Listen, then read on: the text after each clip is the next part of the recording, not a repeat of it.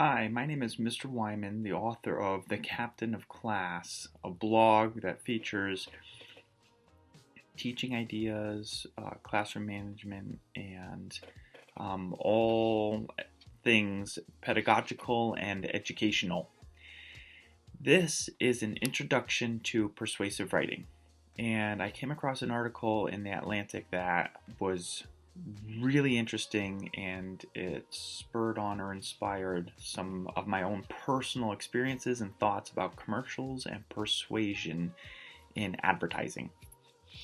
So, I'm going to read to you this blog that I wrote called Undercover Commercials, an introduction to persuasive writing. Commercials have gone undercover. I recently read an article from The Atlantic about a change in the way companies market to kids. When I was growing up 100 years ago, kids watched cartoons on TV. Every few minutes there would be an interruption in the program. This break from the animated story I'd been watching was filled with videos showing toys, food, and places that kids simply had to buy, eat, and visit. These videos are called commercials. They still exist, but they're a little different nowadays. Commercials were made by companies that wanted to sell something. They were designed to convince kids that it was worth spending money on what they had to offer. How did they do this? Here's a little video of me watching an old jingle from a business marketing a toy that I totally got hooked on. I got tricked into buying. When I was around 12 years old, I bought a pogo ball. I used money that I had earned on my own, delivering newspapers, to buy this toy. Even over 30 years after this experience, I can still remember the feeling of I have to get one of those pogo balls. I don't think anyone would have been able to persuade me that it wasn't a good idea. I learned a valuable lesson the day I handed my hard-earned cash over to purchase this person-propelling bounce toy. Don't believe everything you see on TV. This right here is a commercial for pogo balls. I got the pogo ball toy home and used an air pump to blow up the ball that fitted inside a hard plastic ring. I stepped on the ring, squeezing the top of the ball with my feet. I leaned forward and jumped. The pogo ball stayed tucked between my feet. I landed, the bottom of the pogo ball squishing on my driveway, and the air pressure within the flexible plastic pushed me up a precious little bit. It worked, somewhat. I was successfully bouncing, jumping, and not having any fun. Rather than propelling me into the air, the toy just squished and pushed. In order to get into the air, I had to actually jump up. The higher I jumped, the more the pogo ball squished, but it never pushed enough to be considered helpful.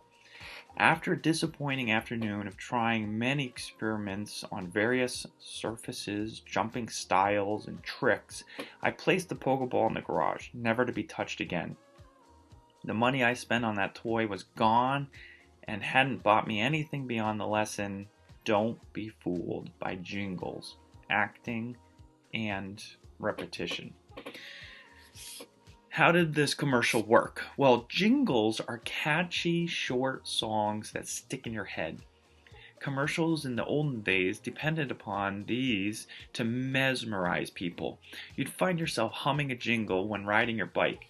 You might mention this to a friend, and then the both of you would sing the song together, laughing at how corny it sounded. Later that same day, the both of you would be munching on whatever that jingle was advertising. It got you. It's like you were hypnotized into spending your money on that product. You couldn't even help it. One of the reasons jingles get stuck in your head is that you hear them so often. Companies make sure that kids see and hear these commercials many, many times. I remember complaining about seeing the same commercial every single commercial break when I was a kid, only to then go out and buy the very thing advertised in that annoying announcement. Did I spend money on the product in hopes to stop the commercials? If so, it didn't work. Commercials from long ago were recorded in studios with elaborate sets, lights, and high-paid actors. These short videos cost companies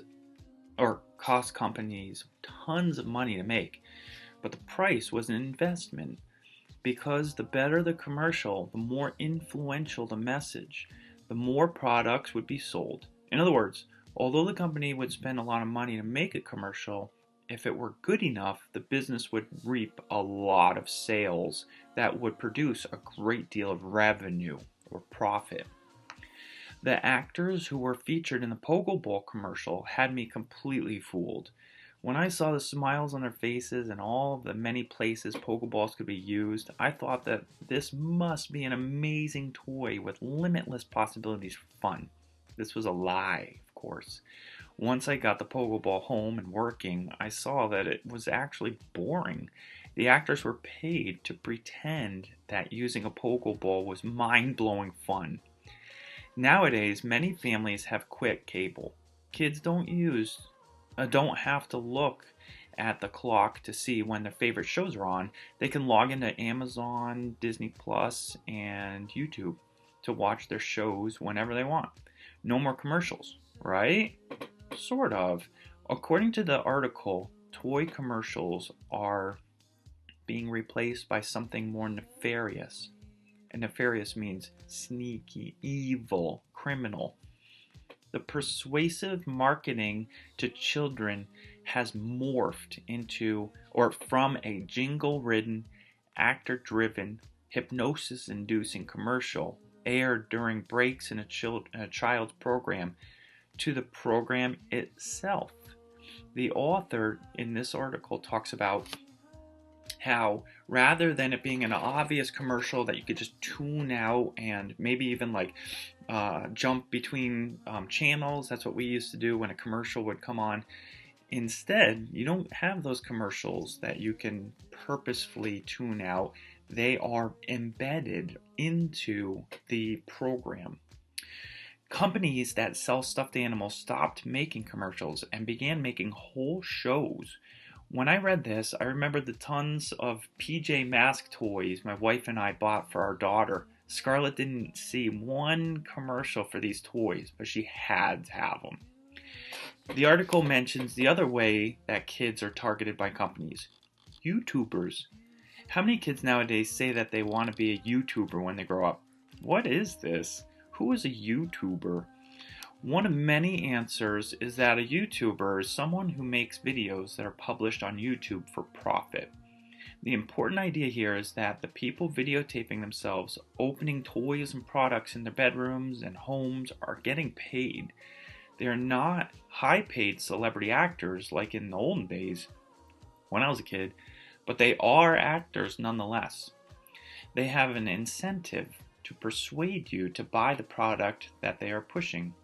In other words, companies are convincing regular everyday consumers to act like they are providing an honest review of a product.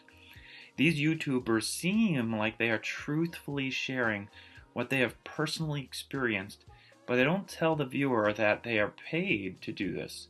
It is a sneaky way to make commercials. Make them seem like they are not commercials at all. No more jingles, no big name actors, no fancy sets or elaborate narratives, just regular Joes sharing their honest opinion, right? And don't be fooled. Trust the advice, opinions, and stories of people you know over watching a YouTube video. Go ahead and watch your favorite shows on your convenient streaming apps, but know that these are working at getting you to buy stuffed animals, toys, apparel, and more. Commercials used to be convincing. They worked at persuading a specific audience to spend money. Today's marketing is more covert than compelling. One of the many cartoons that I enjoyed watching when I was a kid was G.I. Joe. And I'm sure that this show was geared towards helping sell the action figures by the same name. I had spent tons of money on those myself. At the end of every episode, though, there was a little lesson teaching smart behavior to kids. After that moral was explained, a catchphrase was used. Knowing is half the battle, someone would say. And here's a little video of that catchphrase. While the new ways businesses market to people may not be criminal, it is good to at least know what is going on. Then you can make wise decisions with your funds. A show is not just a show if it is trying to get you to buy stuff. And now that you know that, half the battle is won. The battle for your bank account. Good luck!